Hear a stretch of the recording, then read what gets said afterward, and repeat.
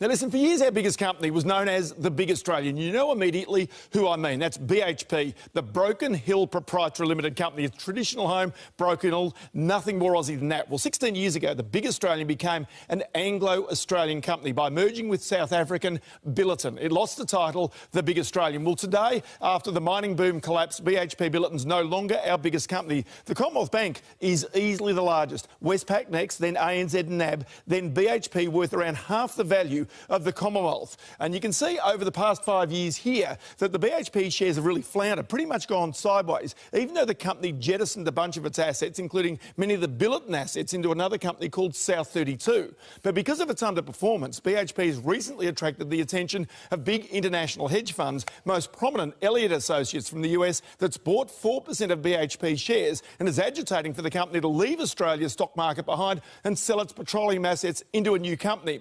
Well, the board is having none of it and says it's looked at such arrangements and decided to remain mainly an Australian company. Well, the rebranding of BHP, you sense, is part of its defence to remain an Aussie. But honestly, this will only happen if the company itself starts to perform. And that means management needs to make some very big decisions of its own. Now, you can see the old BHP Billiton logo right there. Now, this is the new one. And you can see here that the dots are gone along with the Billiton. It's back to basics for BHP, and it has a new tag, not the Big Australian. It's Think Big is BHP's new moniker. Actually, Think Big, had come to think about it, won the Melbourne Cup in 1974 and 75. It was a champion. Mind you, it was owned by a Malaysian bloke, and it was born in New Zealand. A bit international, a bit like BHP itself, but still wholly claimed by us Aussies. Dow Jones down on Friday. Our dollar this morning, 73.9 US cents.